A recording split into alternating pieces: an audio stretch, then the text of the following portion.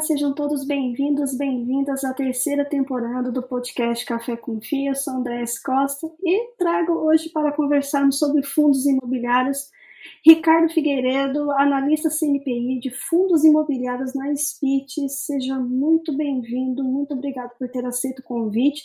Gostaria que você se apresentasse para a gente começar a falar sobre fundos imobiliários. Vamos lá, Andréa. Muito obrigado pelo convite mais uma vez. Sempre, para mim, um prazer imenso falar sobre fundos imobiliários, né? É profissionalmente a minha paixão. Você já fez essa introdução, sou analista CNPI, faço a cobertura de fundos imobiliários na SPIT, uma casa independente de análise.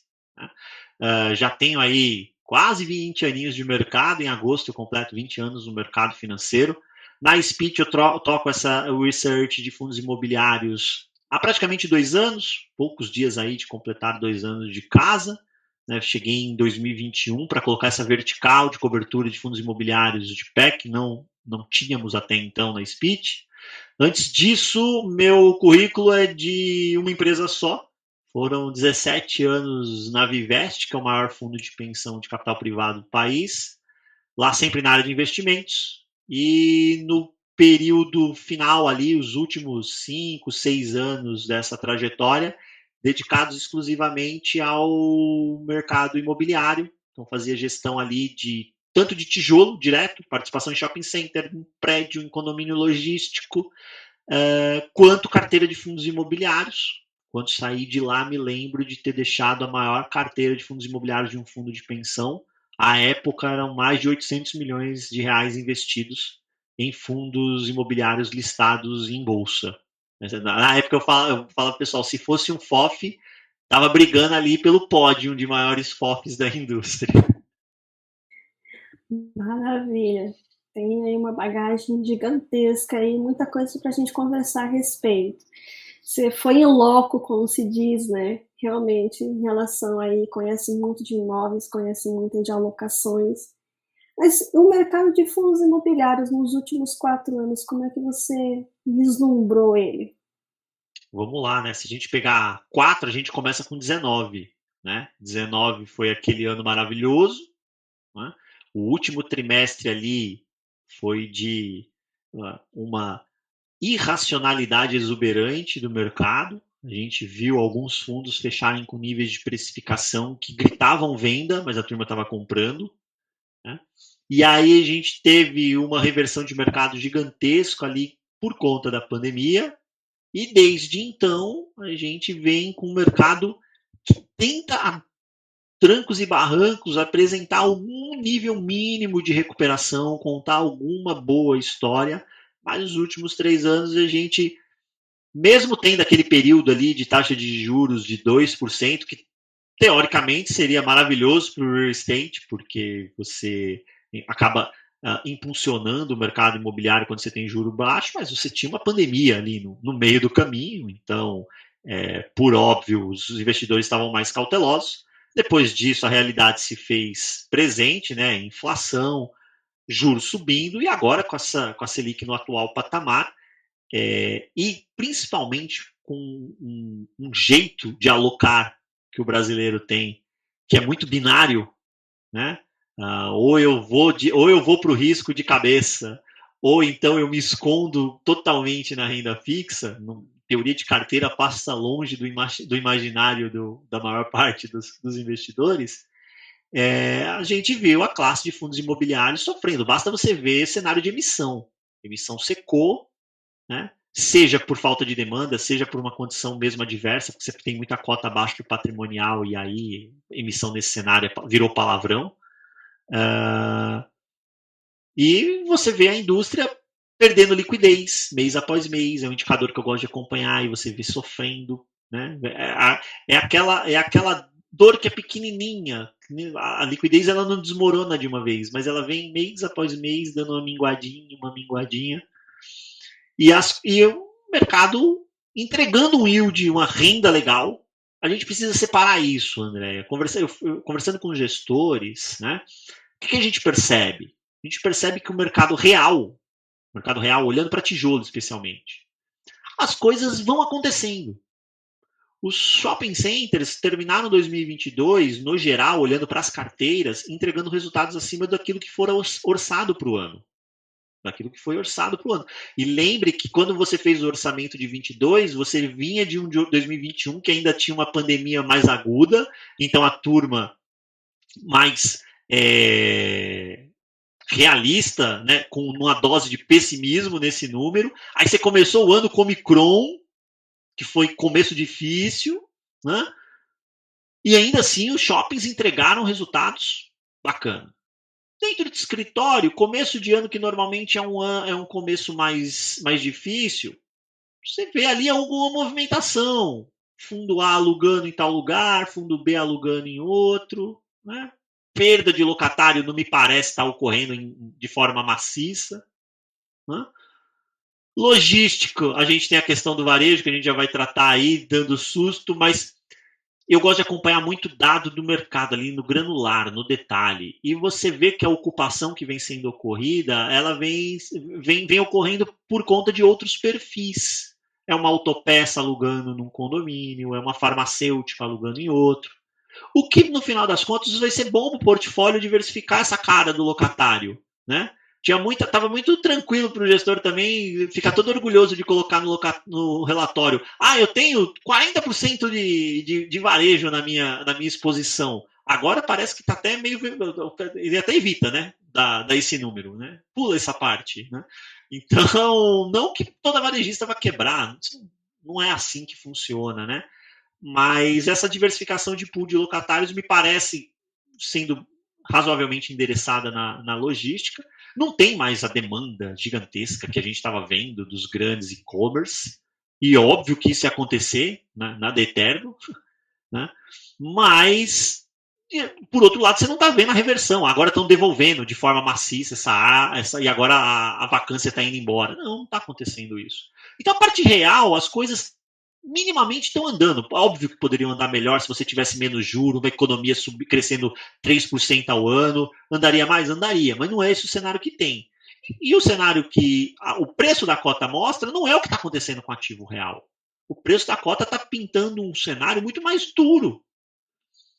Então eu espero que a gente tenha, né, um cenário menos turbulento, envolvendo juro futuro, juro longo, que é para onde a gente tem que olhar quando pensa em real estate, para que os investidores se sintam mais animados em tomar um pouco mais de risco e a gente volte a ter um pouco mais de demanda em cima de cota de fundo imobiliário e destrave um pouco desse valor.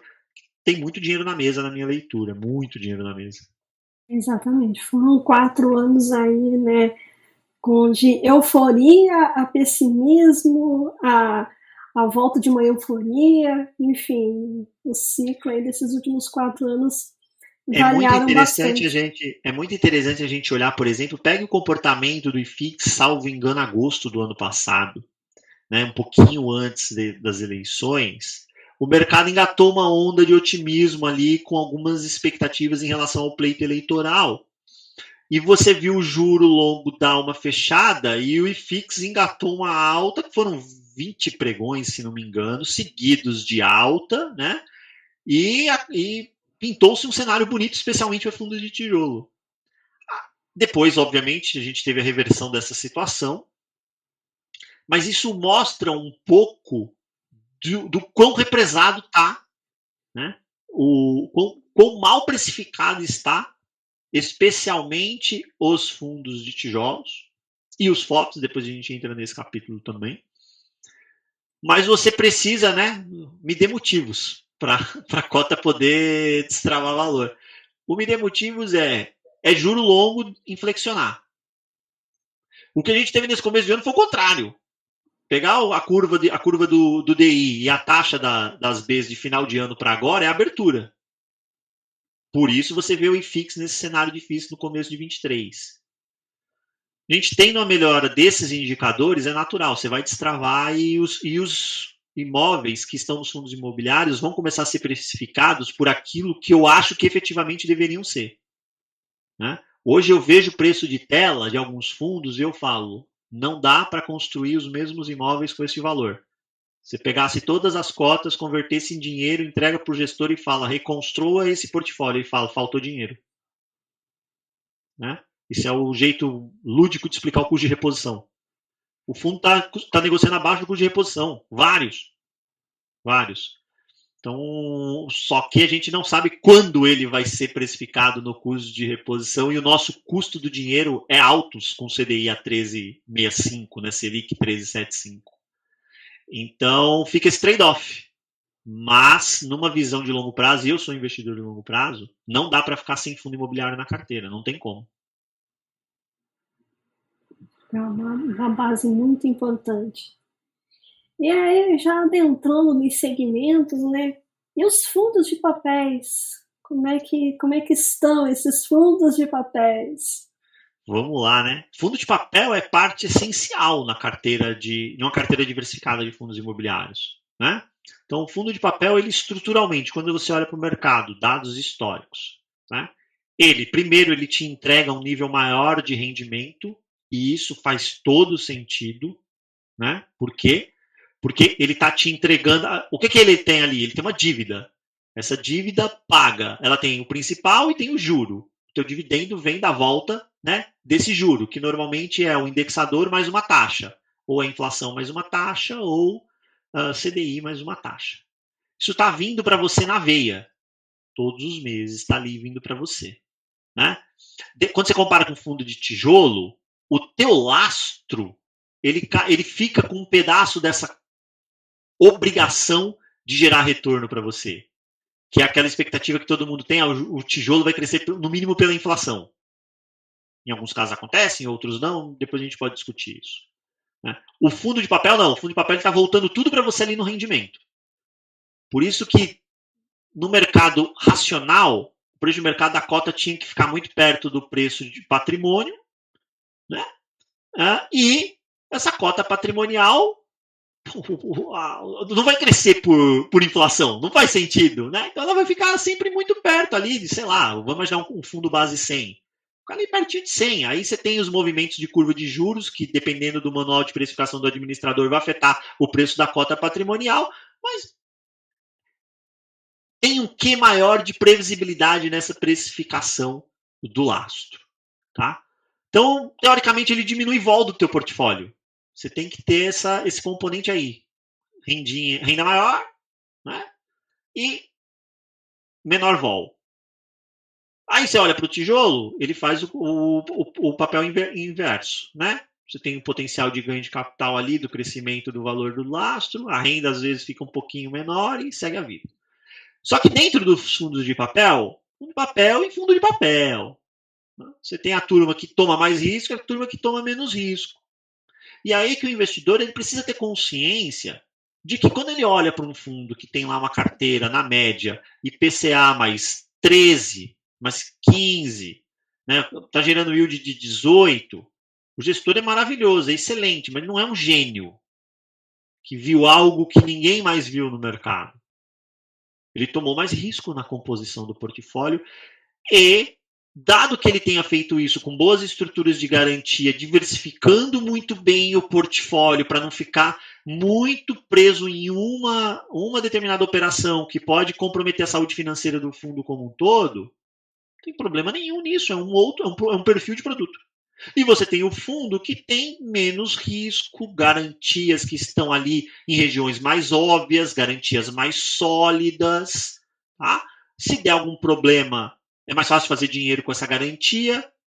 E aí não tem almoço grátis no mercado, né? Esse cara que é um devedor melhor, ele não vai te pagar a taxa lá do cara que é o devedor de pior qualidade. Ele vai te pagar uma taxa menor. Então o rendimento dele é menor. Aí vai para o teu perfil de risco. Saber quanto você quer de cada um. O ponto que eu particularmente defendo é muito simples. Dentro de um arcabouço de risco que você vai colocar para o teu portfólio, não existe teoria de finanças nenhuma que tenha o mínimo de prestígio no mercado, em que você tem uma carteira onde os componentes de maior risco têm maior peso do que os componentes de menor risco. Desculpa, isso não existe. Quem desenvolver isso é candidato a prêmio Nobel. O Brasil não tem nenhum ainda, fica a dica para quem quiser se aventurar e trazer um Nobel para o Brasil. Mas o que tem hoje, você tem maior peso para estruturas de menor risco, menor peso para estruturas de maior risco, dado que a precificação esteja minimamente ajustada ao nível de risco das duas estruturas. Às vezes você tem uma simetria. Pô, esse cara que tem mais risco, mas é tão maior a possibilidade de ganho aqui em relação a esse outro cara que eu posso até tomar um pouco mais de risco aqui. Mas dado que esteja tudo muito bem precificado, você tem que ter mais high grade na carteira e menos high yield, que é um nome péssimo, horroroso, que a indústria fez para deixar bonitinho um produto que é high risk, tá? Ou low grade, escolham, né? Ele tem pior qualidade de risco de crédito ou maior risco de crédito. Aí a turma chamou de high yield. Parece que eu vou ter um yield maior. O high yield é expectativa, esperança, se tudo der certo. E eu tenho mais risco embutido de fato. O que tem de fato ali dentro? High risk, mais risco. A gente está começando, a gente está numa janela de mercado em que isso está muito latente. É só a gente acompanhar os relatórios dos fundos onde eu tenho notoriamente características de high yield e ver o que está acontecendo no mercado de crédito, não só no Brasil, como no exterior. Dificuldade para os devedores arcarem com aquelas dívidas. Porque o pessoal acha bonito abrir o relatório e ver lá, nossa, IPCA mais 12, maravilha. Só que do outro lado tem um devedor que vai ter que aguentar pagar IPCA mais 12. Se ele não pagar o IPCA mais 12, o que você vai ter que fazer? Vai ter que executar a garantia, né? Você pode fazer a liquidação antecipada do CRI. Meu amigo, ele não aguentou pagar a PMT. Você acha que ele vai pagar todo o principal para você de forma antecipada ali na cabeça, no deserto? Não vai. Isso daí é feito para quê? Para você poder acionar as garantias do fundo. Então, isso aí é só um passo, tá, gente? Não vai receber o principal do CRI. Não adianta você ter esse sonho dourado que não vai. Ele não aguentou pagar a parcela, vai pagar tudo? Não vai. Se ele tivesse essa grana para fazer, adivinha, ele não estava pagando IPCA mais 12, né? Então é só ter o que eu estou dizendo aqui, eu não sou contra fundo high yield, não é isso. Ele tem papel importante dentro de uma carteira diversificada. Você só tem que saber dosar e saber escolher estruturas que estejam mega diversificadas. Porque há maior probabilidade de risco de crédito nessas carteiras. Então, quanto mais diversificação você tem, quanto maior essa diversificação, aquele que deu problema pesa menos. Sua noite de sono não fica comprometida. Exatamente, Ricardo. É aquela história, né? A teste do travesseiro, ele é fundamental. Mas dois pontos muito interessantes que você colocou aí, né? O primeiro é essa questão do devedor, né? Se de uma ponta tem alguém querendo receber, tem uma outra ponta que precisa ter condições para pagar. E quanto mais tempo essa taxa de juros fica alta, mais cara está a dívida. E até que ponto esse devedor vai conseguir pagar e até que ponto esse credor vai conseguir receber. Exato. Então, por isso que você precisa conhecer o negócio que está do outro lado do CRI. Que negócio que está sustentando aquele fluxo de pagamentos? É um bom momento para aquele negócio? Se aquele negócio está atravessando um momento positivo, tem alguns relatórios de fundos de CRI que eles vão dando sinais. É só você olhar. Tem relatório que coloca lá, como é que está a inadimplência desta fluxo de recebíveis deste CRI? Na média dos últimos 12 meses, 5%. Super controlada. Aí você olha como é que está no último mês, 40% de inadimplência. Opa! A ponta está te dando um sinal de maior dificuldade do que o dado médio. Beleza, foi feito um trabalho de recuperação de valores aí, conseguiu equilibrar nos 12 meses. Mas olha o número de ponta, que é o que está acontecendo agora. Como ele está mais prejudicial ao fluxo de caixa. Então, esse tipo de coisa, o investidor ele tem que abrir relatório gerencial, né? Ler relatório gerencial faz parte da vida do investidor. Né? Minha vida é call com gestor e leitura de relatório gerencial. Né? Para entender o que está acontecendo com a vida do fundo. Né? Não adianta a gente saber só, tem ativo tal, pagou tanto de yield e segue a vida. Né?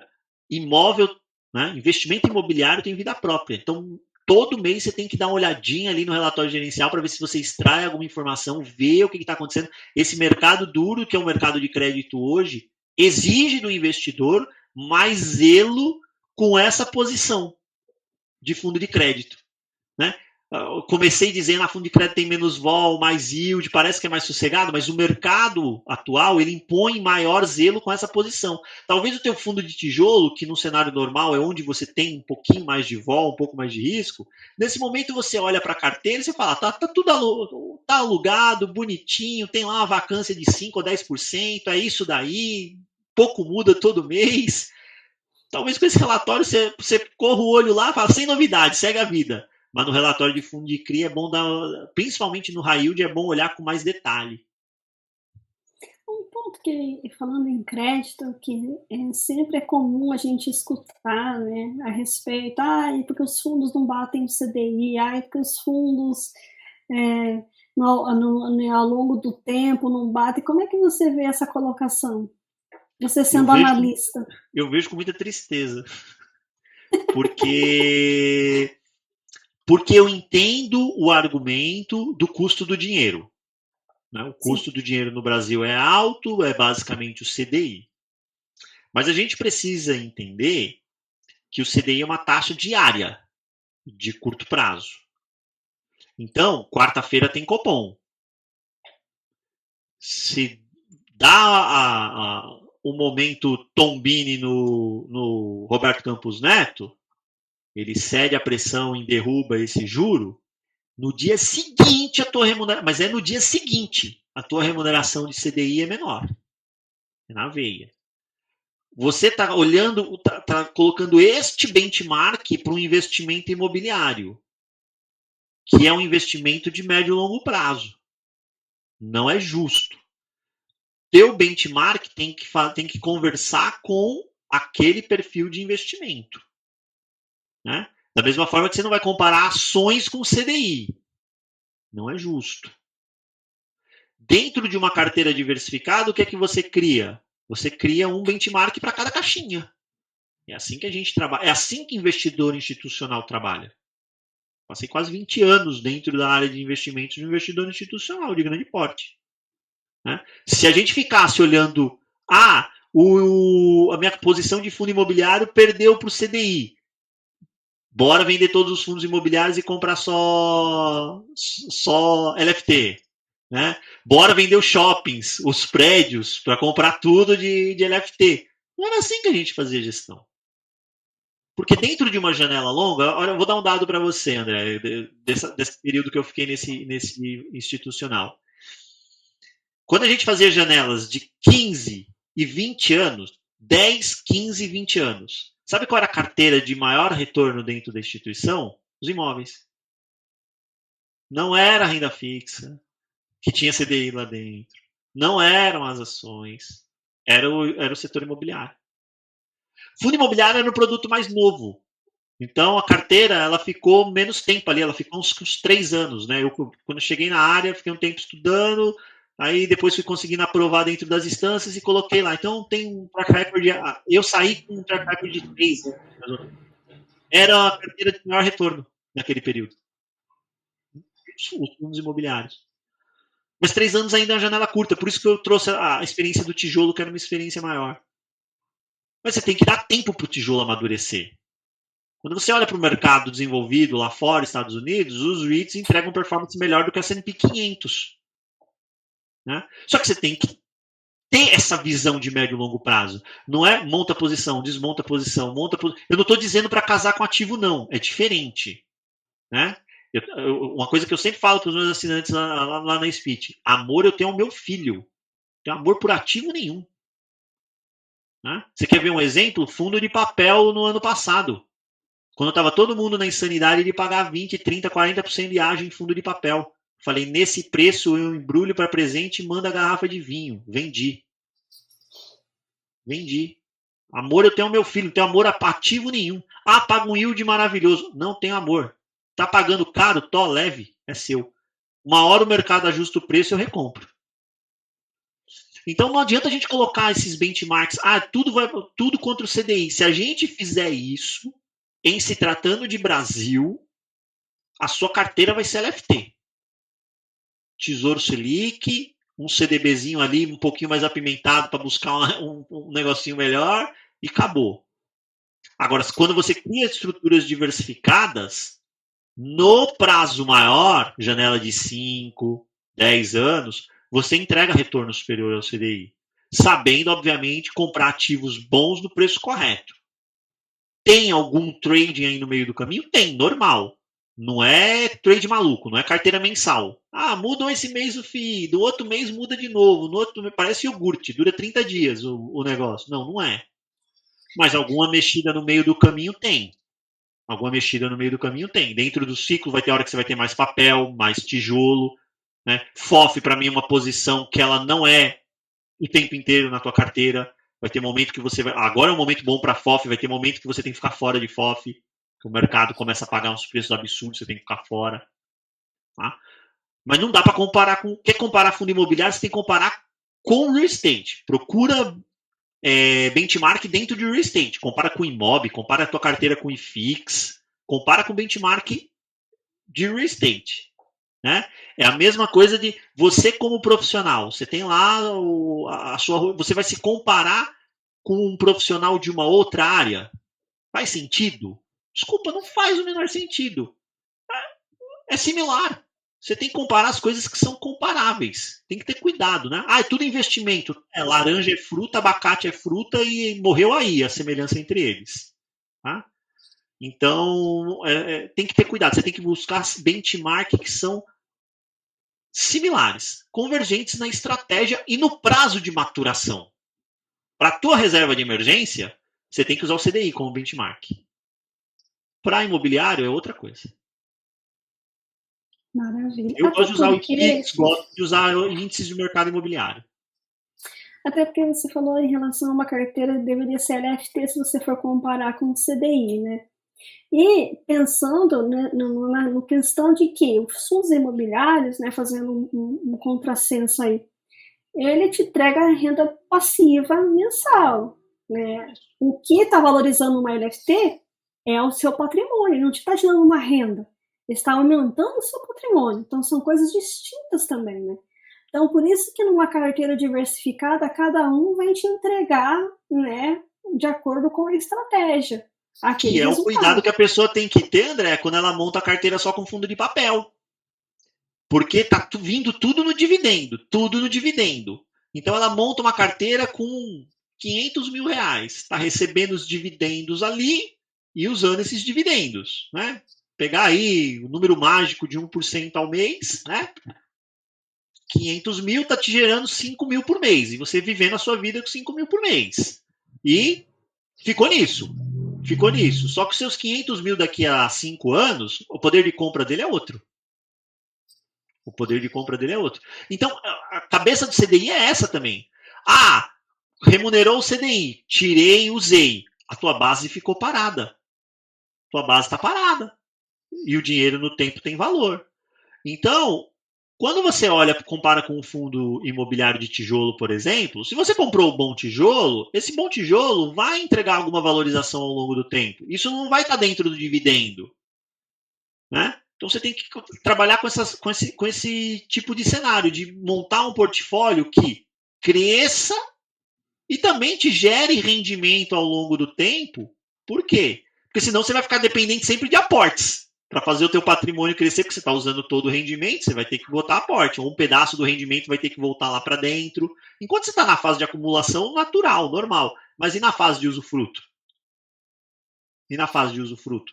Né? De onde vai vir o dinheiro do aporte? Você juntou aquele dinheiro justamente para viver nessa fase, né? Então tem que ter cuidado com essas comparações que não são justas.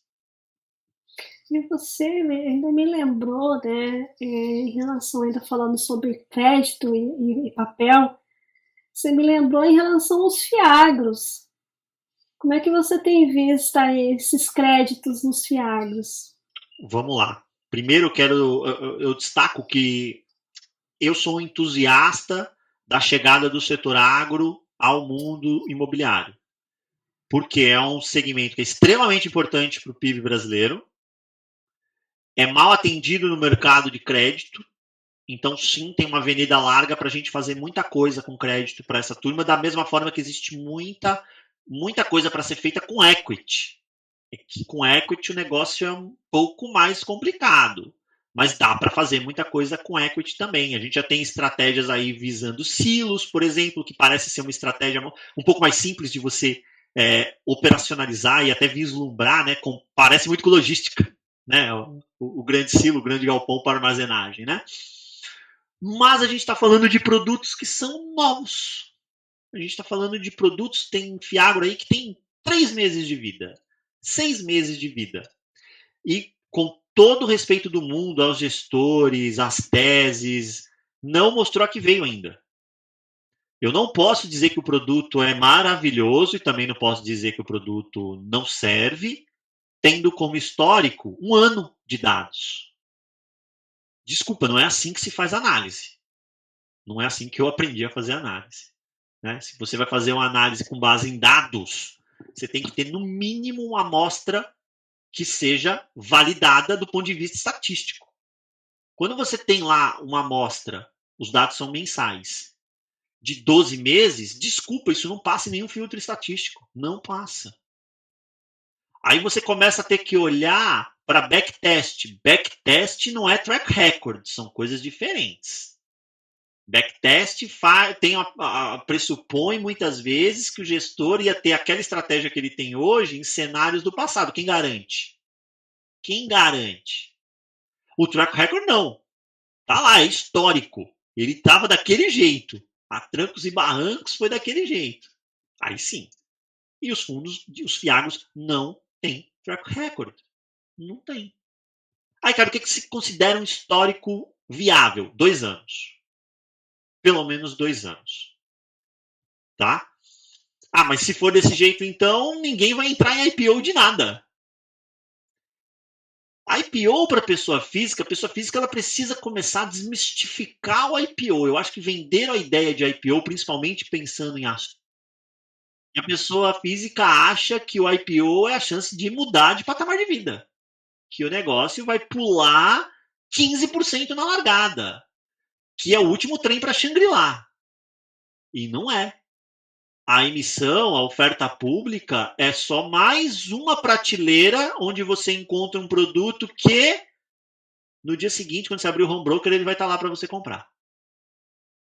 Inclusive, você não está vendo, mas está pagando muitas vezes taxinhas de 3, 3,5%, 4%, 4,5% nessas ofertas. Você paga lá a cota 100, sabe quanto é que foi lá para o fundo? R$ 96,00. 95,50. 4,5% ficou para o pool de distribuição. Aí se o fundo começou a negociar, o mercado é minimamente eficiente, o patrimônio vale 96, o mercado deveria pagar quanto, Andréia? 96, 97? Você deixou de pagar 100 na oferta para pagar 97 ali no home broker. Se o mercado é minimamente eficiente. Né? Então, não vejo possibilidade de um destravamento de valor gigantesco no IPO. O negócio não tem histórico. Espera. Aí quem vai comprar esses papéis? O institucional está aí para isso. O mercado é pequeno para institucional ainda. Então calma. Você quer colocar um pouquinho? Você gosta? Você é entusiasta do agro? Pega 5% da tua carteira, escolhe 2 ou 3, coloca um pouquinho e carrega. Agora, você olhou para a tua carteira, você tem 50% da tua carteira em Fiagro, desculpa. Você escolheu por dividend yield, você não fez análise. Porque eu, que sento para fazer análise, estou dizendo que você não tem histórico de dados para fazer uma boa análise. Uma boa análise não tem. Você virou torcedor. E a questão também em relação ao CDI, e por conta do CDI estar alto, o dividend yield, consequentemente, vai vir mais gordinho, né? Essas carteiras são CRAs. São CRAs. É crédito. É título de dívida. Então, do outro lado, tem alguém devendo CDI mais 7. Numa conta de padaria bem simples aqui, a gente está falando de algo como 20% ao mês. Tá? É uma dívida que em 4 anos ou menos, ela dobrou de valor. crescendo a 20%, taxa anualizada. Tá? 3 aninhos e pouco, quase 4, ela dobra de valor. E aí?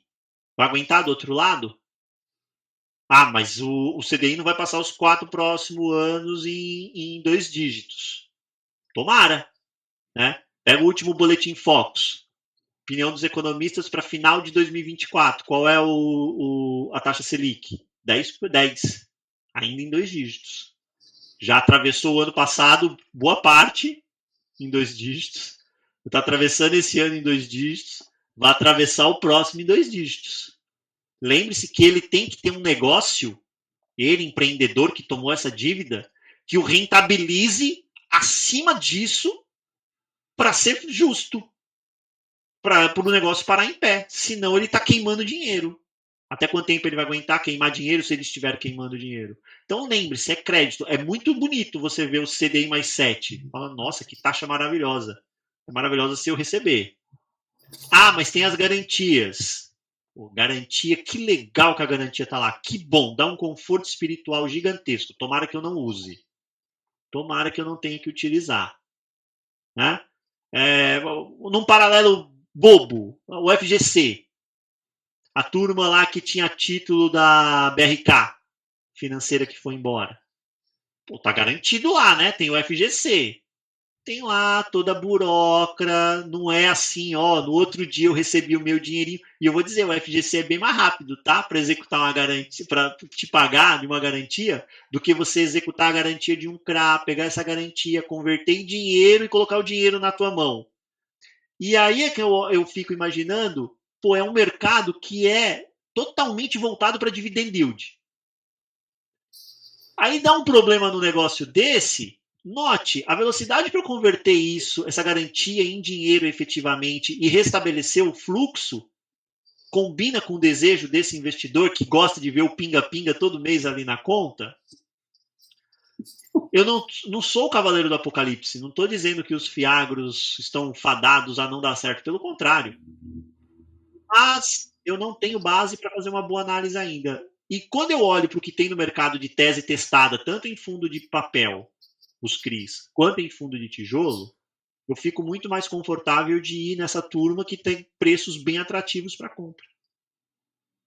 Ah, eu vou abrir mão de 2% ao ano de dividendo. Se a minha vida financeira mudasse por causa de 2% ao ano de dividendo, olha, eu vou dizer, eu seria um ser iluminado. Né? Não vai ser isso que vem mudar a minha vida financeira. Agora, faz o teste do travesseiro. Pega um fundo de CRI, um fundo de CRA que dá problema, você vai dormir bem? Então, nesse perfil de risco-retorno, eu prefiro. Mais uma vez, eu me fiz em um fundo de pensão, né? Não tem investidor mais conservador do que um fundo de pensão. Então, a minha cabeça sempre vai ser de minimizar risco. Sempre de minimizar. Eu acho que é um mantra, né? Quando você quer dormir tranquilo, se você quer ter, né, uma carteira bacana, dormir tranquilo e consequentemente ter esse conservadorismo, né, na carteira, né? Poxa, André, hoje você faz uma carteira diversificada com fundo de CRI, fundo de tijolo e uma pitadinha de FOF se quiser, que você faz 10,5, 11, 12 de yield ao ano, pondo um pouquinho mais ou menos de risco, isento de imposto de renda, com potencial de upside generoso adiante, coisa que você não vê nos fiagros. Você não tem isso nos fiagros. Né? Eles estão, no mínimo, muito bem precificados, para não dizer um ou outro que está notoriamente caro. Notoriamente caro. Né? O yield acaba disfarçando o fato dele estar caro. Tá? E aí você para e pensa, poxa, compensa eu comprar esse cara que está caro por conta de um yield que talvez seja de 15, minha carteirinha está dando 12, mas eu tenho um potencial de upside represado aqui na minha carteira de fundo imobiliário e lá, pelo contrário, se não tiver bem precificado, eu estou pagando caro. Me parece uma simetria muito parecida com o que a gente estava tendo com o fundo de papel há um tempo atrás. A do fundo de papel ainda era maior, porque os ágios eram mais. Mas é uma simetria dessa natureza. né? E eu, mais uma vez, conservador que sou, fico onde eu tenho menos risco. E comparando com o yield, né, e você falou um pouquinho em relação lá fora, né, aos REITs, fazendo um paralelo, né, eles tentaram, né, ter assim mais de, na verdade, né, é uma dívida, né, porque ali os mortgages são tipo hipotecas, né, não teve muito sucesso mesmo com yield tão alto, eles preferiram ali aquela coisa com yield menor, né, REITs com diversificados regionalmente, lá tem a possibilidade, por ser uma empresa, de estar em outros países. Nós temos REITs aqui no Brasil, mas é aquela coisa mais, né, com yield menor. Então, quanto o yield mais tranquilo, melhor é aqui a REIT. E aqui é o inverso, né? O pessoal procura, quanto mais yield, mais o povo vai, né? Não, detalhe, lá a turma se alavanca. Né? Aqui ainda você tem essa opção de um nível de alavancagem, como não é o fundo que toma a dívida, então os níveis de alavancagem são bem menores. Mas até os fundos de papel arrumaram um jeito de criar uma estrutura de alavancagem, né? O pessoal é criativo, o pessoal é super criativo. Até tá? Fiagro está se alavancando, tá? Mas onde você tem como a mesma metodologia de alavancagem que o fundo de CRI consegue, o fundo de CRA também muda a taxa, e tem que ver se a taxa é confortável para o gestor ou não, mas teoricamente dá. Mas essa questão do investidor olhando muito para o yield é onde talvez falte um pouco da educação financeira, que é uma tecla que a gente fica batendo muito com a nossa base de assinantes lá na Speech, que é, querendo ou não, desenvolver um pouquinho de analista dentro de cada um. É lógico que cada investidor tem o seu tempo, a sua agenda. Tem investidor que... Pô, eu tenho assinante que é médico, vive virando plantão. Pô, falar para essa pessoa ler relatório gerencial, sentar fazer conta, não dá, né? Mas tem gente que gosta, tem gente que tem esse perfil. Mas aí tem que ser um negócio genuíno. Né? Tem que ser um negócio de sentar, olhar lastro, olhar dado com cuidado. Eu olho, obviamente, o financeiro dos fundos. Eu acho importante. Mas eu me preocupo demais com lastro, André. É saber efetivamente o que eu estou comprando. Então, quando eu olho um fundo de shopping, que shoppings são esses? Qual é o perfil do cliente que está ali dentro? Quais são as lojas que tem? Aí começa a cunhar, deixa eu ver onde mais dependência de aluguel. Se é perfil de âncora, que âncora é essa, custo de ocupação, questão de custo de condomínio. Né? O bolso do lojista é um só, o bolso do locatário do prédio de escritório é um só. Se o cara colocou na conta dele que ele... Vou pegar um lojista, tá? O cara aguenta pagar R$300 por metro quadrado de custo de total, entre aluguel e condomínio. Se vai 200 para o aluguel e 100 para o condomínio, ou se vai 220 para o aluguel e 80 para o condomínio, para ele, whatever. O negócio dele para de pé. Para o shopping tem uma diferença gigantesca. O condomínio é despesa, o aluguel é receita. Então, para o dono do shopping, os 20 a mais aí é bolso. É bolso. Então, a análise ela tem que ir muito nessa questão do lastro. Né? Por quê? Porque o bom lastro ele vai te gerar um yield satisfatório no curto prazo, no médio e longo prazo vai diminuir vacância, você vai carregar menos vacância ao longo do tempo, então o teu yield ao longo do tempo, o efetivo em cima do valor que você investiu cresce, porque você carregou menos vacância ao longo do tempo. O teu valor de aluguel tende a crescer mais rápido, inclusive acima da inflação, se você compra os bons ativos. Se preocupe com o lastro. Quando você olha para a dívida, mais uma vez, olha a capacidade do devedor de arcar com aquilo. Cuidado para não se seduzir. Né? A gente teve a turma que se seduziu. O mercado é muito pendular. Você pegou o primeiro tri do ano passado, inflação em um dígito. 1% ali ao mês. 1% ao mês, 1% ao mês. Aí os yields dos fundos de CRI, 1,5%. 1,80%. Lindo. Aí foi quando o mercado jogou o preço das cotas na lua. Aí a inflação embicou. 3 meses de deflação. 3 meses de deflação. Tá? Aí você afetou o fluxo de caixa dos fundos. É óbvio que ia afetar. O rendimento caiu. Esmagaram a cota de alguns dos fundos, e inclusive alguns não voltaram ainda. Estão lá gritando compra. Não voltaram ainda. E por quê? Por causa de deflação. No Brasil, Andréia. O pessoal começou a ficar com medo de deflação no Brasil. Parecia brincadeira de mau gosto. Parecia que alguém tinha abduzido a cabeça dos investidores, né? Eu falei, pô, o pessoal está enxergando o quê? Virei Suíça agora, Japão. Vai voltar. É só olhar o histórico de IPCA. Quantas vezes tivemos deflação desde o plano real? Né? Então, por raríssimas vezes, né? Tanto é que os dividendos estão voltando agora. Aí você tem as discussões, né? O pessoal anda batendo muito no CPTS. Ah, o outro fundo já voltou o dividendo, o CPTS não, porque você não estudou a estratégia do fundo. Se você abrir a carteira do fundo e acompanhar o histórico do fundo, você vai perceber que o CPTS ele tem uma parte importante, 1/4 aproximadamente da carteira em fundo imobiliário, então não é só CRI. Isso não o torna um FOF, como alguns engraçadinhos chamam, mas ele tem uma carteira importante de fundo imobiliário. E a carteira de CRI dele é claramente uma carteira que gira muito. E aí você consegue, no ganho de capital, prover um rendimento extraordinário ali. Aí você pega, justo quando voltou o rendimento, que foi ali em dezembro, eu falei um pouquinho antes na live. O que aconteceu de janeiro para agora, de dezembro para agora? A taxa abriu, não abriu? Abriu a curva de juro, abriu a taxa do Tesouro IPCA. Beleza, como é que o gestor faz ganho de capital num cenário de taxa de abertura? Com abertura de taxa? Não tem como.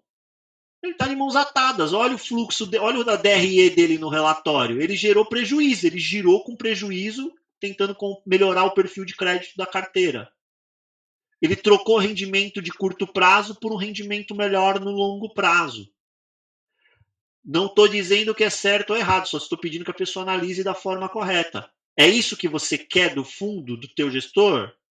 Então você comprou mais rendimento futuro abrindo mão de rendimento do curto prazo. Não, eu quero agora. Então você não pode ter um perfil com deste fundo na sua carteira. Você tem que procurar perfil de fundo que gira menos, que entrega mais reloginho, que vai te dar o IPCA na veia ali. Pronto, é perfil. Só não pode bater sem ter o conhecimento. Não estou fazendo defesa de nenhum gestor aqui. Pelo contrário, analista às vezes tem o papel justamente de apontar, botar o dedo na ferida. Tem alguns aí que a gente sabe que tem vários problemas. Só que você tem que ser técnico na hora de bater. Tem que dizer. E outra coisa, né? A estratégia está errada. Desculpa. Isso não é argumento. Você quer fazer a estratégia certa? Abre uma asset, capte, gira o fundo e faça a gestão do fundo da sua maneira. A estratégia é do gestor. O dinheiro é do cotista. O cotista bota onde ele quiser. Agora, a estratégia é do gestor. Você abre o relatório do fundo e estuda os últimos 6, os últimos 12 relatórios do fundo antes de investir. Entenda a estratégia. Tá confortável? Coloca o dinheiro. Porque não adianta você olhar, olhei o último dividendo, os 2 últimos dividend yield, legal, comprei, caiu o dividend yield. Mas caiu por conta da estratégia do fundo. Você não estudou estratégia? Não, então não adianta chorar agora. Não adianta dizer que o gestor te enganou, que o gestor não está sabendo operar o mercado. É a estratégia dele. Você pode concordar ou discordar e colocar o seu dinheiro onde você quiser. O dinheiro é do cotista, mais uma vez. Mas a estratégia é do gestor. Esse é o grande X da questão, né, Ricardo? O pessoal não lê, não vê qual que é a estratégia do gestor, não faz esse acompanhamento e depois aí penaliza na cota, penaliza ali o fundo dessa maneira, né, por desconhecimento, né? Exato. O relatório, ele fala tanto os relatórios gerenciais. Isso foi um grande crescimento da indústria nos últimos anos, André. Quando eu comecei a estudar um pouco mais sobre fundos imobiliários, muitos anos atrás, eu juro para você, eu cheguei a abrir relatório gerencial que você clicava no link e abria um Word na sua frente. Olha o nível. Era uma tragédia. Abria um Word para você. Você entrava no site da gestora, clicava no link e abria um Word. Tá? Então, quando você olha para os relatórios hoje, pô, espetacular. Né? Tem relatório ruim? Tem relatório ruim. Isso já deve ser, inclusive, um indício para o investidor de gestor dá menos informação, gestor dá mais informação. Planilha de fundamentos. Quem imaginou que fundo imobiliário teria planilha de fundamentos? Vários fundos têm. Eu fiz tanto esse pedido para tanto gestor. Tem tanto dado ali, dado histórico. Você não quer abrir 12 relatórios? Baixa a planilha de fundamentos. Você tem a vida do fundo ali muitas vezes. Né? Você consegue no Excel enxergar como é que foi a evolução do fundo. Está lá, no site do fundo. Então, tem muita informação para a gente buscar, para a gente tomar as melhores decisões, né? Conhecendo muito o nosso perfil de risco. Né? Cuidado, né? O mercado de alta cria um monte de investidor arrojado. E o mercado de baixa também cria um monte de conservador que não é tão conservador assim, que sequer precisa ser tão conservador assim. Tá? Que tem mais tempo para deixar teses de mais médio e longo prazo amadurecerem. E aí você precisa ter informação para isso. Os relatórios estão lá. Tem muita informação, tem o teu podcast, tem muito podcast bacana, levando o gestor, levando a cabeça de analista. O que eu penso é verdade absoluta e pedra em relação a todos os fundos imobiliários? É óbvio que não. E é na discordância entre a minha opinião e de outro analista sobre um determinado fundo imobiliário, em que você pode estruturar aí onde você sente mais conforto de compartilho dessa ideia do Ricardo. Essa ideia do Ricardo eu não gostei, mas do outro analista eu acho que tá mais correto. E aí você vai reunindo mais informações. O que não dá é para você baixar uma base de fundos imobiliários, aí você cria um ranking de dividend yield, e escolhe lá 3 ou 4 e fala, é aqui que eu vou. Desculpa, aí você está pedindo para perder dinheiro. Exatamente.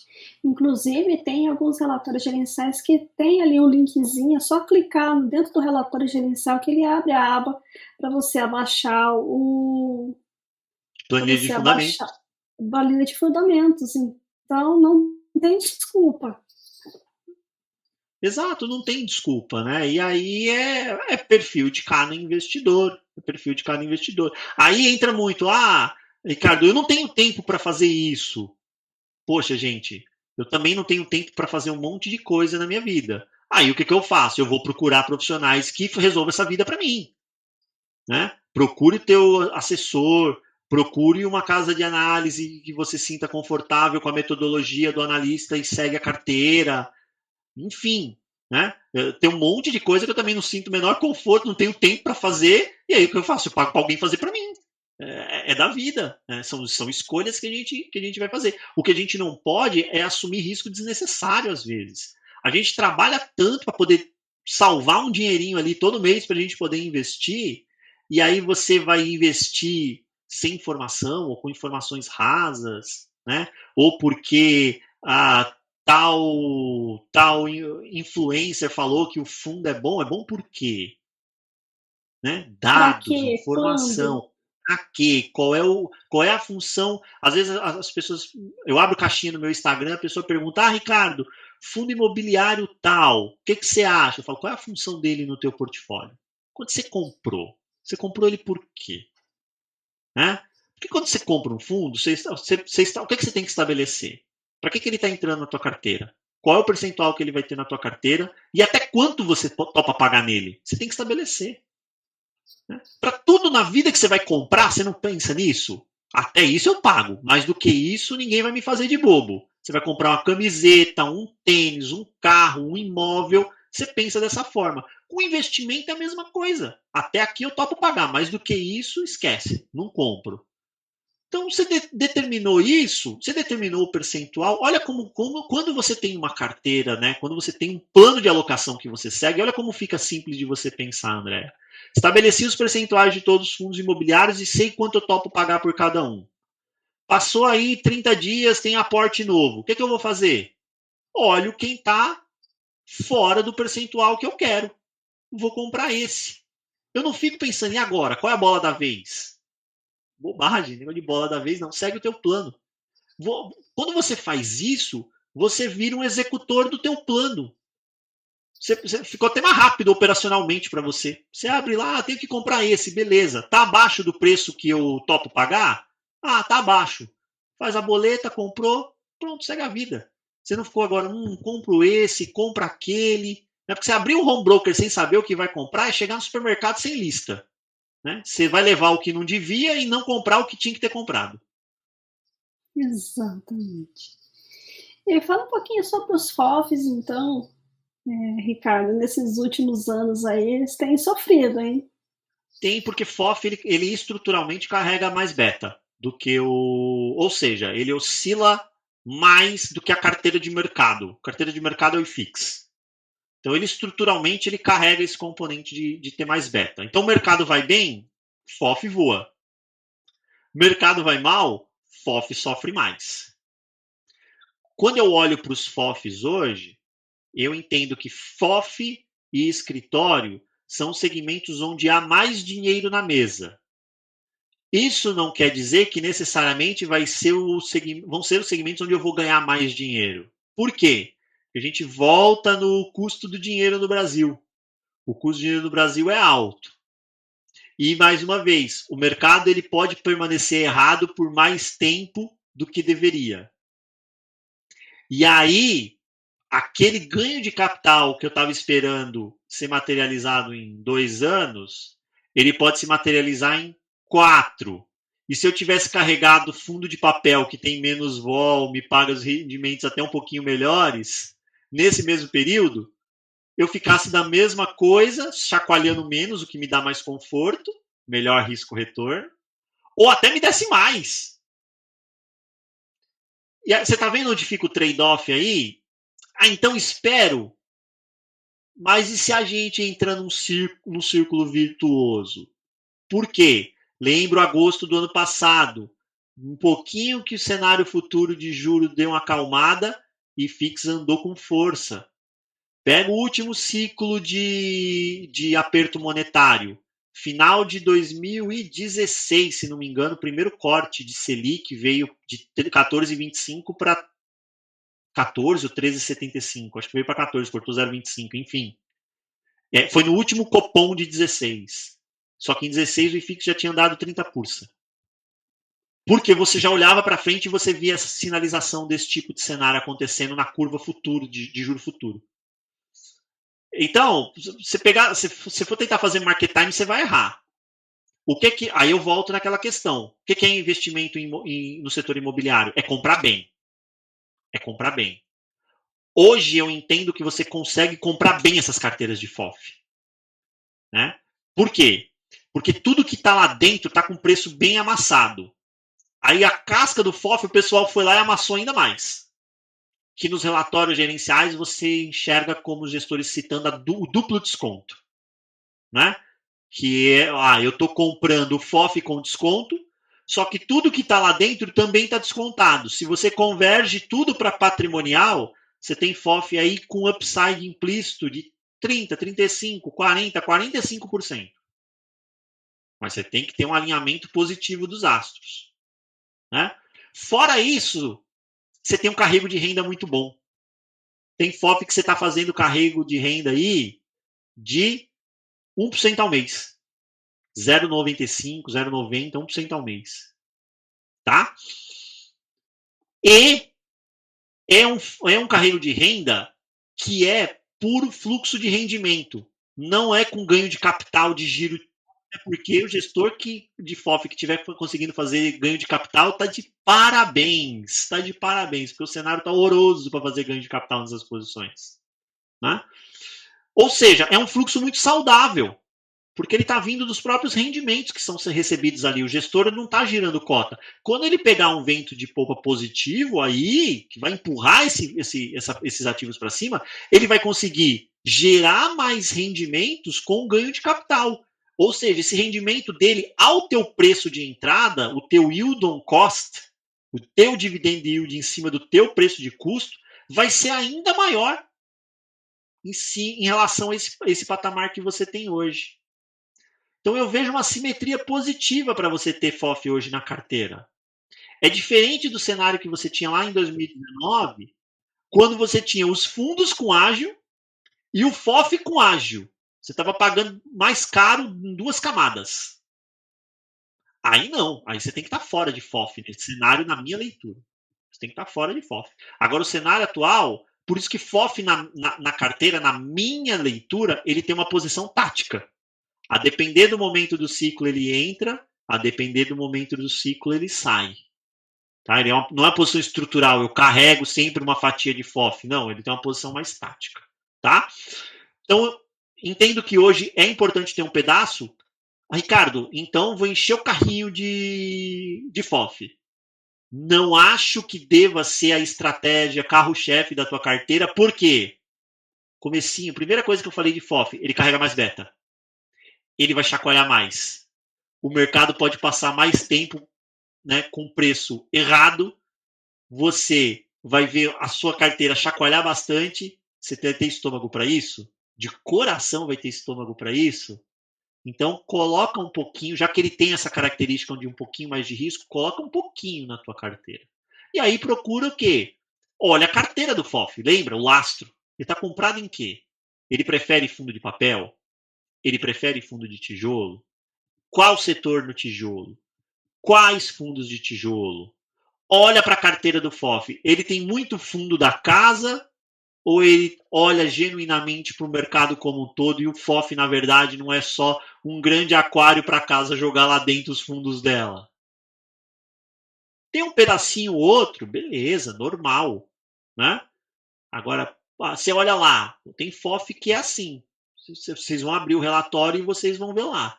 A maior alocação em fundo de escritório é da casa. A maior alocação em fundo de shopping é da casa. A maior alocação em fundo de logística é da casa. A maior alocação em fundo de crédito é da casa. Ou, em todos os segmentos do mercado, o melhor fundo é o teu? Uau, achei o Pelé dos fundos imobiliários. Né? Então, um pouquinho de humildade. Né? Você ter alguma coisa na composição, na diversificação, beleza. Agora, em todos, o teu é o melhor? De coração? Então, olhar esse tipo de coisa na alocação, para mim, é importante. Algumas pessoas são contra a FOF. Elas falam, eu não vou pagar 2 taxas de administração. Se eu ganhar dinheiro, eu pago 3. Eu pago 4. Eu quero ganhar dinheiro. É igual a taxa de performance, né, Ricardo? Taxa de performance, quando você. A taxa de performance é uma faca de 2 gumes. Na concepção, na minha leitura, ela é uma justa. Eu ganhei, tu ganha comigo. Eu perdi? Ah, gestor. Então. Você vai chorar também. Tá? Você vai chorar também. É óbvio que você tem que ter uma taxa mínima de gestão ali, porque a estrutura precisa se manter minimamente. Né? Nenhuma gestora é ONG. Né? Então ela tem que se manter ali minimamente, tá? Não está ali para fazer caridade. Né? Agora, a taxa de performance, qual é o problema? 2 fatores. Primeiro, você tem que ver quando o gestor ele toma alguma atitude com um pouco mais de risco, talvez olhando para se isso der certo, a gente vai estourar na performance. E se der errado, o prejuízo maior é do cotista. Aí não, né? Aí não. E o benchmark da taxa de performance tem que estar alinhado com o meu risco, né? Eu cotista. O fundo é uma carteira de CRI, PCA+, a taxa de performance é CDI. Ou agora parece que está bonitinho, né? O CDI está em 13, buscar essa performance não tá trivial. Mas quando o CDI estava em 2, você deitou e rolou, né? Você deitou e rolou quando o CDI estava em 2. Eu não quero que você coloque um sarrafo inatingível. O CDI a 13 agora você tá lascado no popular. Mas também não me venha com deitar e rolar em cima de mim no outro cenário. Eu quero que a performance seja justa. Eu não estou correndo risco de inflação mais.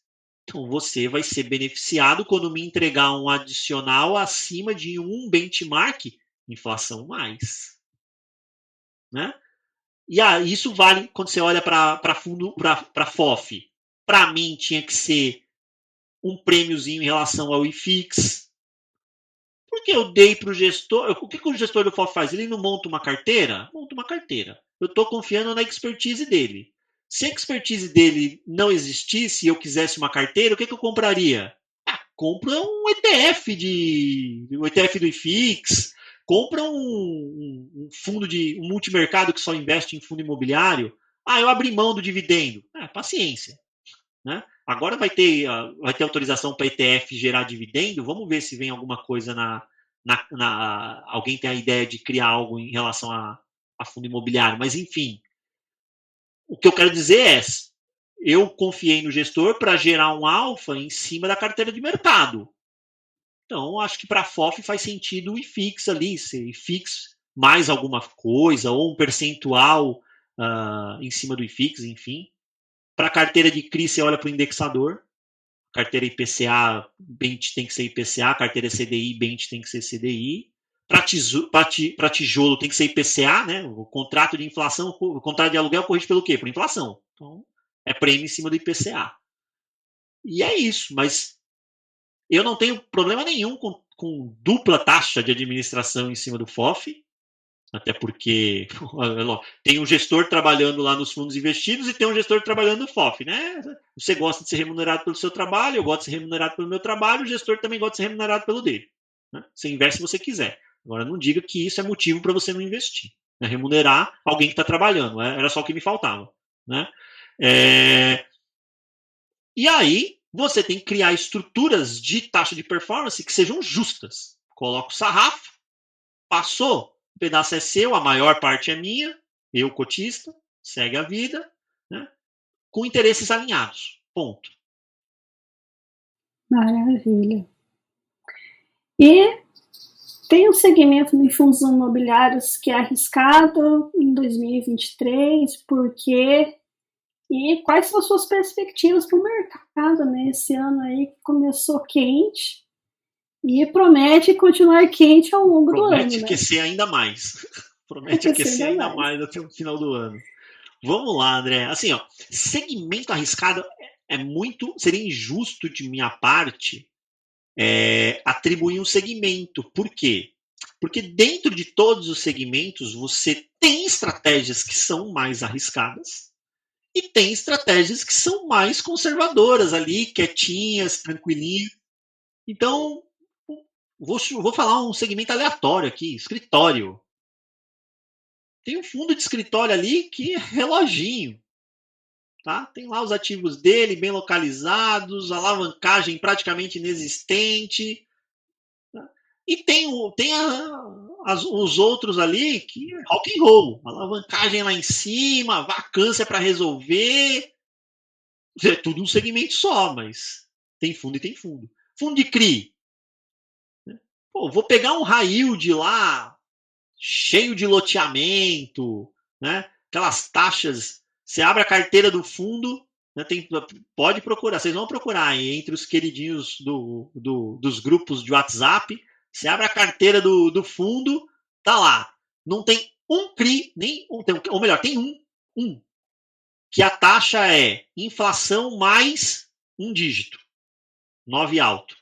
Todos os outros a inflação mais 2 dígitos. Mais 10, mais 12, mais 16, mais 18. Esse cara está trazendo uma estrutura de risco muito maior do que um outro que você abre a carteira lá, inflação mais 7, inflação mais 6,5, inflação mais 6,75. Não tem como eu dizer que esses dois têm o mesmo perfil de risco. Aí eu vou dizer, fundo de CRI é mais arriscado. Esse cara aqui que tem lá os IPCA mais 6,5 vai falar, eu? Olha as minhas garantias, eu estou quietinho aqui. Né? E eu não estou dizendo que o outro é ruim. Ele tem mais risco implícito. Meça o teu apetite a risco, qual é a fatia que você quer e seja feliz. Tá? E depois não diga que foi surpreendido. Eu não sabia. Né?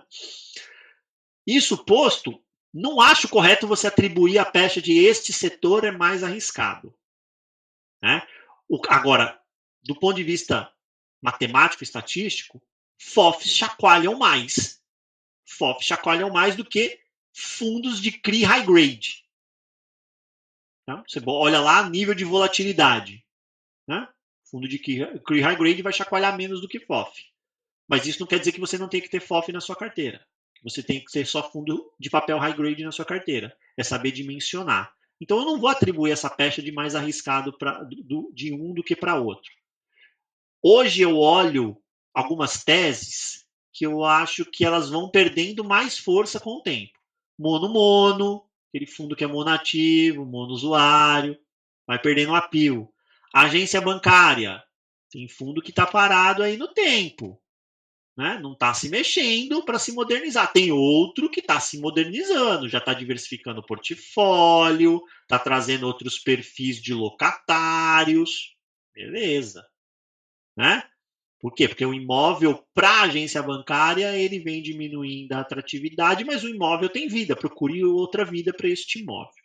Tá? Então, eu acho que esse ponto é importante. E para 2023, André, chegando aí nos nossos finalmente, olha, que ano difícil de ler. Que ano difícil de fazer leitura. Né? Porque se a gente está cada vez mais próximo de um ponto de inflexão, em que você vai desinflar juro para você poder efetivamente ver maior apetite ativo de risco. Por outro, você vê coisas acontecendo com essas crises de crédito em âmbito global, não só localizado no Brasil, que coloca em xeque por quanto tempo efetivamente, inclusive, eu conseguiria fazer essa desinflada de juro. Porque lembra, no final das contas, se a gente vê a inflação voltando, as economias estão considerando interromper ciclo de alta de juros, Brasil, Estados Unidos, sem necessariamente ancorar a inflação. A nossa inflação não está ancorada à meta. Tem discussão da meta? Tem.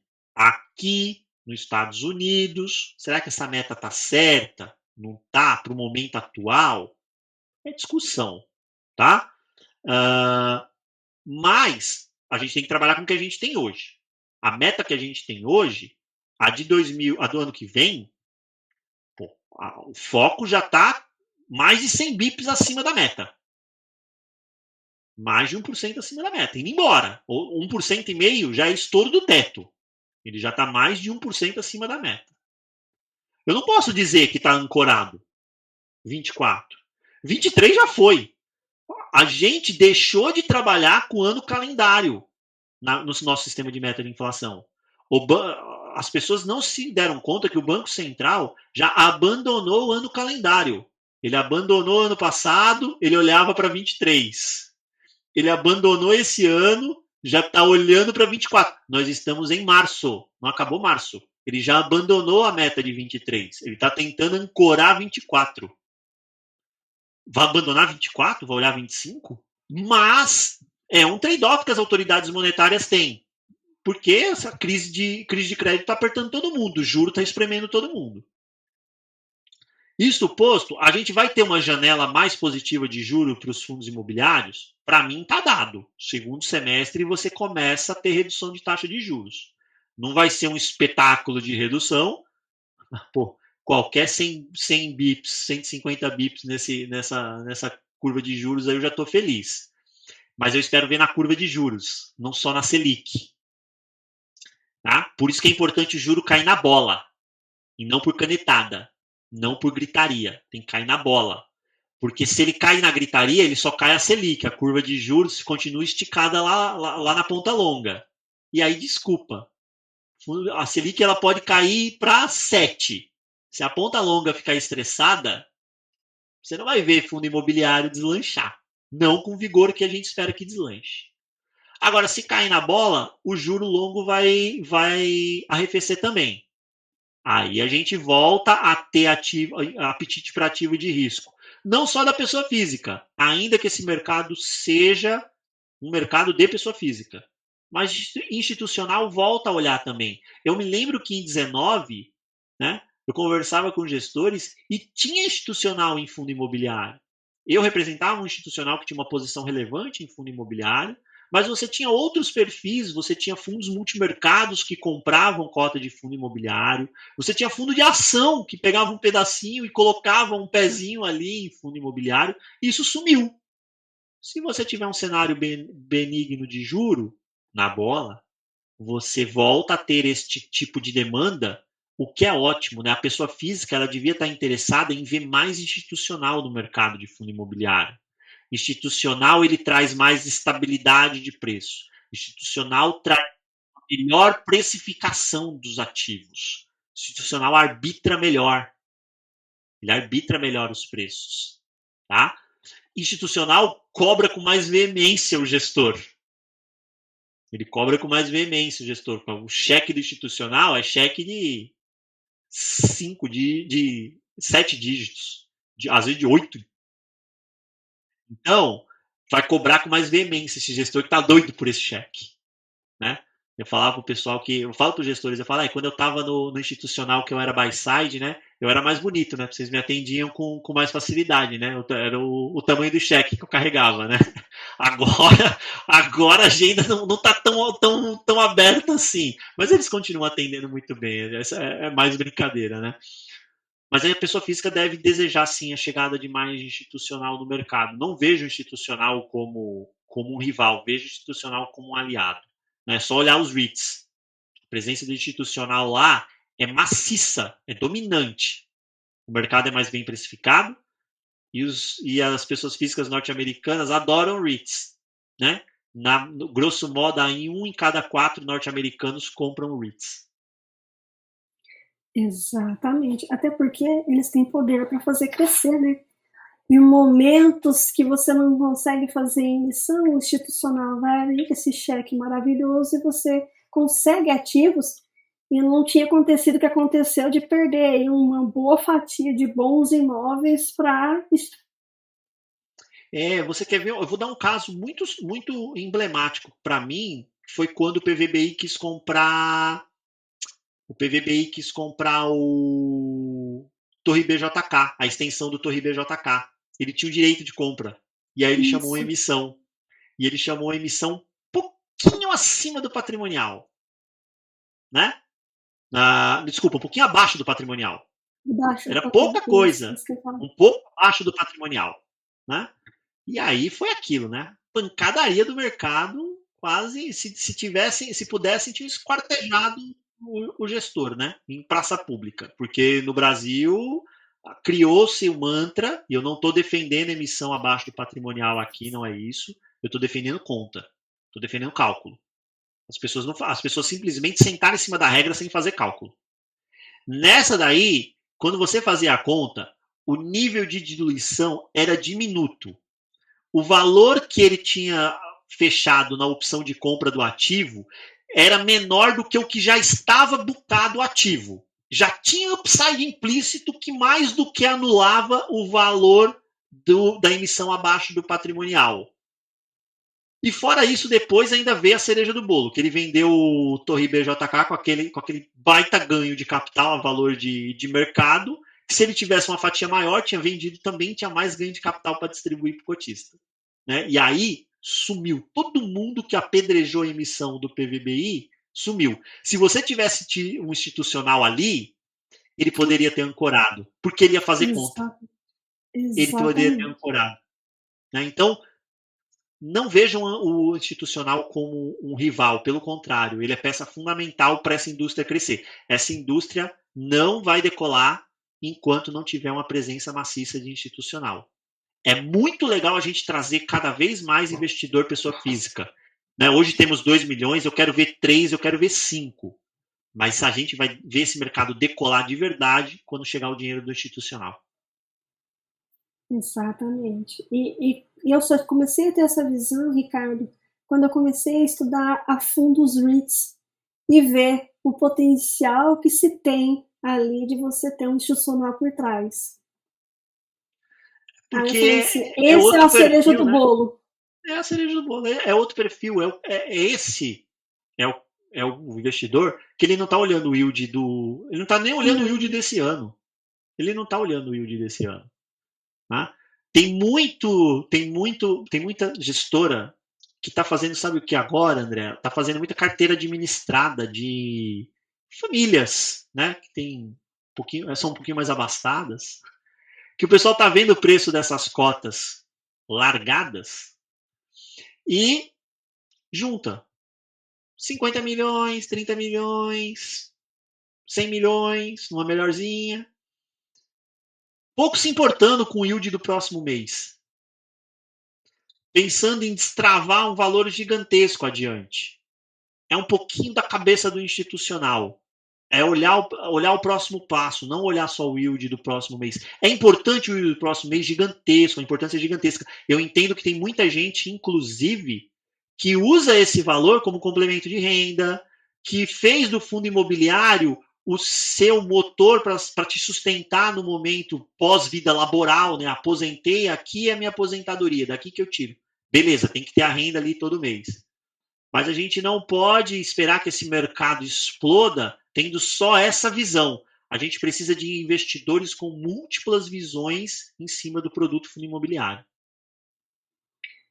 Eu acrescentaria mais, não só multivisão, mas multivalores para ancorar quando necessário. Aí, exatamente. Ficaria a dica. Os cheques mais generosos são sempre bem-vindos nesses momentos para poder permitir que os gestores, porque hoje você conversa com gestores, é uníssono. Tem ativo barato para comprar, mas eu não tenho dinheiro. Exatamente. Eu não tenho dinheiro. Falta o principal. Ricardo, mais uma vez gostaria de te agradecer por esse super mega bate-papo. Se deixasse, a gente continuaria mais. Mas temos aí as outras atividades e eu gostaria de te agradecer. Faça suas considerações finais e as mídias sociais aí para o pessoal lhe encontrar. Vamos lá. Primeiro de tudo, né? Mais uma vez agradecer a oportunidade. Eu gosto muito de ter esse canal aberto para conversar diretamente com os investidores pessoa física, né? Com a humildade de saber que eu não sou dono da verdade, mas de trazer um pouquinho dessa minha experiência, desses anos de experiência que eu adquiri aí ao longo da minha trajetória. É um pouquinho daquilo que eu vinha conversando contigo nos bastidores, né? Eu tive a felicidade de não só estudar na teoria um contrato atípico de locação, mas de negociar um contrato atípico de locação, inclusive de um ativo que está dentro de um fundo imobiliário hoje. Todo mundo adora o contrato atípico que está lá e eu participei da negociação desse contrato. Eu já vendi ativo para fundo imobiliário, né? Ali na pandemia tá negociando com o locatário, dando desconto, segura aí, ou então você tá indo bem, tá? Você tá querendo desconto porque tá no oba-oba do desconto, mas você tá indo bem, enfim. Então é muito bom poder dividir essa experiência que eu adquiri ao longo da minha vida com as pessoas, né? Eu acho que isso não importa o legado que você tenha, né? Ele pode ser gigantesco. Se você não dividiu com ninguém, não serve para nada. Então, um pouquinho que eu tenho, eu gosto de dividir. Obrigado pela oportunidade. Para quem quiser me encontrar nas redes sociais, ricardo.fiis. Estou lá no Instagram. ricardo.fiis. Todo dia eu coloco lá caixinha de pergunta, coloco quiz. A ideia é sempre levar um pouquinho mais de conhecimento de fundo imobiliário adiante. Formar pequenos analistas. Formar um exército de analistas, né? Diminuir, porque o exército de caçador de yield já está grande demais. A gente precisa formar um pouquinho de exército de analista aí para contrapor. E, bem, recomendo resiliência para os investidores. Tá? Tem uma comparação que a gente gosta de fazer na speech. Todo mundo conhece a Meryl Streep. Todo mundo conhece a Meryl Streep. Atriz famosíssima, papéis maravilhosos, né? Quem não se divertiu assistindo O Diabo Veste Prada com ela fazendo aquela estilista? Maravilhoso, maravilhoso, né? E o marido dela, ninguém conhece. Ninguém conhece, né? Ele não é do ramo, né? Ele é um artista plástico. Mas ele está sempre com ela. Sempre com ela. E ele, a gente diz que a Meryl Streep é o medo. E quem está sempre com medo é ele, que a gente chama de oportunidade. Então, nesse cenário onde o medo está posto, a oportunidade está junto. Toda vez que a Meryl Streep foi no tapete vermelho, o marido dela estava junto. E você não acha uma foto do infeliz. É raríssima vez você vê uma foto dele. Ele entra pelos fundos, ele é tímido, mas ele está lá. Então, onde o medo está, a oportunidade está junto. Então, lembre-se disso. A gente está num cenário em que as pessoas têm medo. A oportunidade é nessa hora que a oportunidade está lá também. Então, aproveitem as oportunidades, mas com genuíno olhar de médio e longo prazo. Ninguém vai ficar rico com fundo imobiliário. Ninguém. O que vai fazer você mudar de patamar financeiro é um processo estruturado de investimento. Aporte recorrente, disciplina, um plano muito certinho. Isso sim vai fazer diferença para vocês. Esse era o recado final que eu queria deixar. Maravilha. Muitíssimo obrigado, Ricardo. E, pessoal, até o próximo episódio do podcast. Tchau, tchau. Tchau, tchau, Ricardo. Obrigada. Tchau, tchau.